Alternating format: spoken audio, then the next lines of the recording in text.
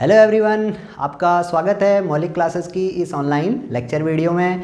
अभी तक आपने अगर हमारा चैनल सब्सक्राइब नहीं किया है तो प्लीज़ आप हमारे चैनल को सब्सक्राइब करिए। आज की इस लेक्चर वीडियो में हम डिस्कस करने जा रहे हैं मीडियन ऑफ नॉर्मल डिस्ट्रीब्यूशन। तो कैसे हम मीडियन को यहाँ पे कैलकुलेट करेंगे और क्या मीडियन वैल्यू होती है, ये हम इस लेक्चर वीडियो में देखने जा रहे हैं।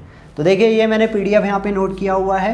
अब मीडियन कैसे हम यहाँ पे फाइंड करेंगे नॉर्मल डिस्ट्रीब्यूशन का, तो मीडियन फाइंड करने के लिए सबसे पहले मीडियन को डिफाइन कर लेते हैं। मीडियन को डिफाइन करते हैं, median is the mid value of A distribution which divides it into two parts. यानी मीडियन क्या है, एक ऐसी वैल्यू है जो किसी भी डिस्ट्रीब्यूशन को दो इक्वल पार्ट्स में डिवाइड करती है।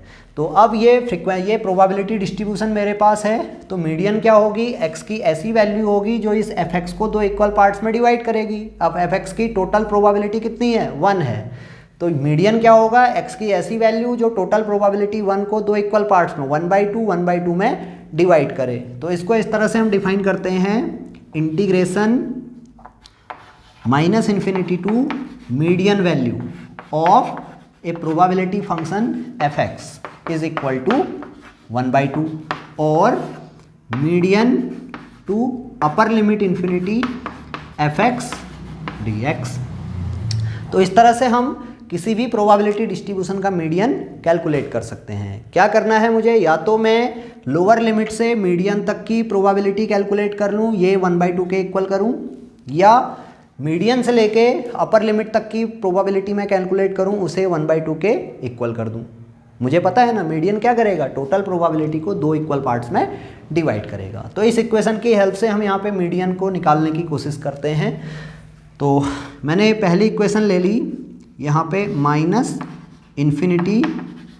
To median fx dx equal to 1/2, sorry ये 1/2 होगा।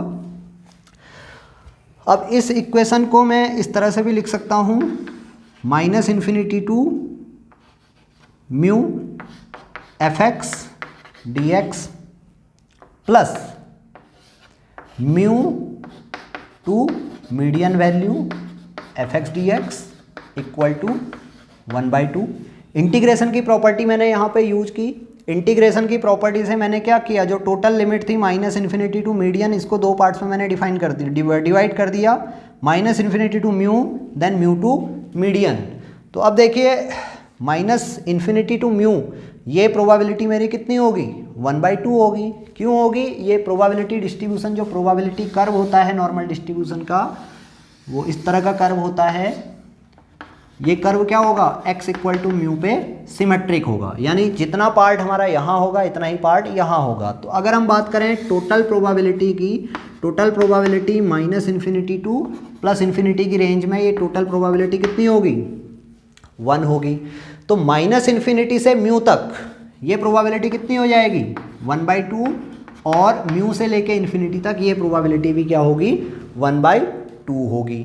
तो इसकी प्रॉपर्टी से -∞ टू म्यू तक की प्रोबेबिलिटी, ये प्रोबेबिलिटी हो गई हमारी 1/2 mu median fx dx equal to 1/2। तो ये इक्वेशन हमने इस तरह से डेवलप कर ली।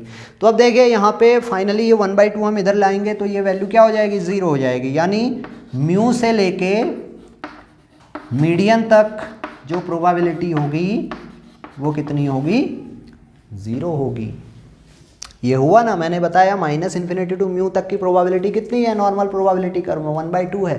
ये नॉर्मल प्रोबेबिलिटी कर्व क्या होता है, सिमेट्रिक कैसे निकल के आया, इस पे भी हमने एक लेक्चर वीडियो बनाया हुआ है, उसका लिंक आपको डिस्क्रिप्शन में मिल जाएगा। तो वहाँ से इजीली समझ में आ जाएगा कि ये वैल्यू 1/2 कैसे हुई, ये 1/2 कैसे हुई।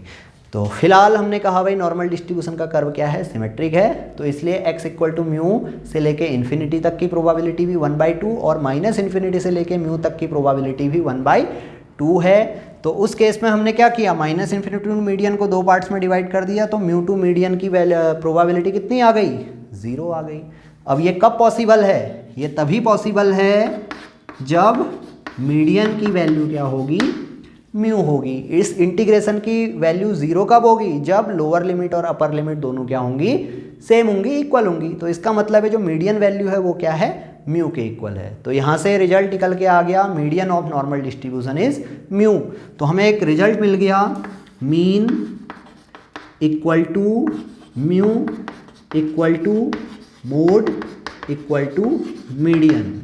जो लास्ट लेक्चर था उसमें हमने मोड की वैल्यू निकाली थी, वो मोड की वैल्यू भी म्यू आई थी, मीडियन की वैल्यू भी म्यू आ गई और मीन की वैल्यू भी क्या होती है, म्यू होती है। तो कहने का मतलब है नॉर्मल डिस्ट्रीब्यूशन में मीन, मीडियन और मोड तीनों क्या होंगे, इक्वल होंगे। इसीलिए डिस्ट्रीब्यूशन क्या है हमारा, सिमेट्रिक डिस्ट्रीब्यूशन है। तो कभी भी कोई भी डिस्ट्रीब्यूशन नॉर्मल कब होगा, जब उसका मीन, मीडियन और मोड इक्वल हो जाएगा। तो कोई भी फ्रीक्वेंसी डिस्ट्रीब्यूशन कब सिमेट्रिक होगा, कब नॉर्मल होगा, हम क्या करेंगे, उस फ्रीक्वेंसी डिस्ट्रीब्यूशन का मीन कैलकुलेट करेंगे, मीडियन कैलकुलेट करेंगे, मोड कैलकुलेट करेंगे। अगर तीनों अप्रॉक्सीमेटली इक्वल हैं तो हम कह देंगे वो डिस्ट्रीब्यूशन क्या है, अप्रॉक्सीमेटली नॉर्मल डिस्ट्रीब्यूशन है। तो ये जब हम टेस्टिंग करते हैं तो वहाँ पे नॉर्मलिटी, डेटा की नॉर्मलिटी हमें चेक करनी होती है। तो नॉर्मलिटी कैसे चेक करेंगे, सिंपली डेटा सेट का मीन, मीडियन और मोड कैलकुलेट कर लेंगे। तो उससे हमें पता चल जाएगा डिस्ट्रीब्यूशन हमारा नॉर्मल है, पॉजिटिवली स्क्यूड है या नेगेटिवली स्क्यूड है। तो ये तो हो गया नॉर्मल डिस्ट्रीब्यूशन का मीडियन। अब नेक्स्ट लेक्चर वीडियोज़ में हम डिस्कस करेंगे नॉर्मल डिस्ट्रीब्यूशन की प्रोबेबिलिटीज़ को, कैसे हम नॉर्मल डिस्ट्रीब्यूशन की हेल्प से प्रोबेबिलिटीज़ कैलकुलेट करते हैं। अगर ये वीडियो आपको पसंद आया है तो आप इसे लाइक करेंगे, अपने फ्रेंड्स में शेयर करेंगे, स्टूडेंट्स में शेयर करेंगे। Thank you.